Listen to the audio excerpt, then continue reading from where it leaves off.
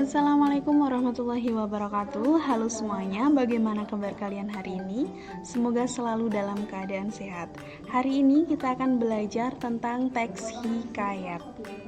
Baik, tujuan pembelajaran kita hari ini, yang pertama mengidentifikasi isi pokok hikayat dengan bahasa sendiri, kemudian mengidentifikasi karakteristik hikayat. Ada 3 fungsi cerita rakyat yang mengharuskan kita tetap melestarikannya. Yang pertama, sebagai sarana hiburan. Yang kedua, sebagai sarana pendidikan karena di dalamnya terkandung banyak nilai yang dapat diteladani dalam kehidupan. Dan yang terakhir, sebagai sarana menunjukkan dan melestarikan budaya bangsa karena dari cerita rakyat dapat dikokohkan nilai sosial dan nilai budaya suatu bangsa.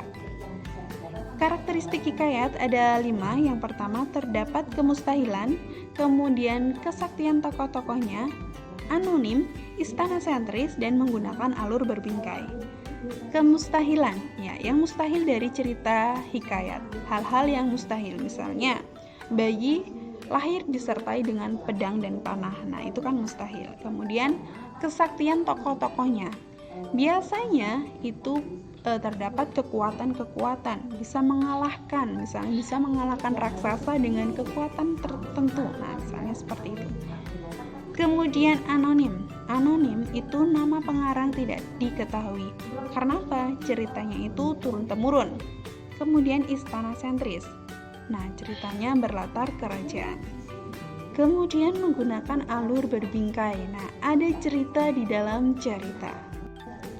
Oke, untuk nilai-nilai yang terdapat dalam hikayat itu ada agama, sosial, budaya, moral, dan edukasi. Ini ada contoh teks hikayat Bayan Budiman. Bisa dibaca.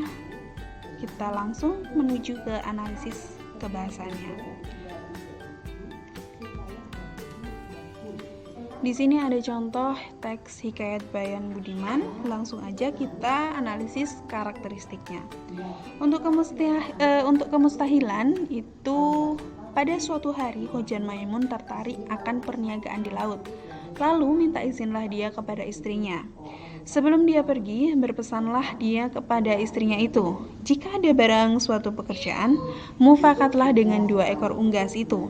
Hubaya jangan tiada, karena fitnah di dunia amat besar lagi tajam daripada senjata. Di sini terdapat kemustahilan, karena di sini ada kata mufakatlah dengan 2 ekor unggas. Di sini kan mustahil, ya kan? Mufakat kok dengan 2 ekor unggas? Bisakah? Untuk kesaktiannya tidak ada, jadi tidak ditemukan kesaktian dari teks itu. Anonim, tidak diketahui secara jelas nama pencerita atau pengarangnya. Untuk istana sentris, hatta beberapa lama ditinggal suaminya.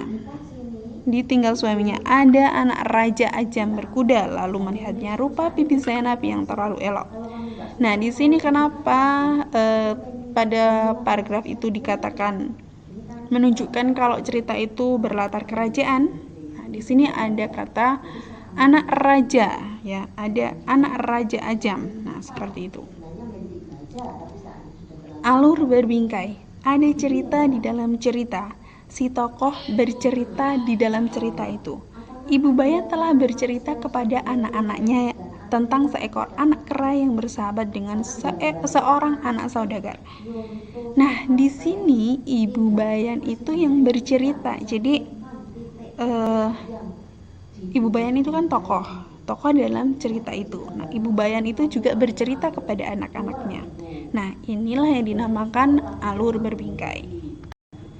Terima kasih sudah menonton video hikayat ini. Semoga apa yang saya sampaikan bermanfaat untuk kalian semua. Saya akhiri, wassalamualaikum warahmatullahi wabarakatuh.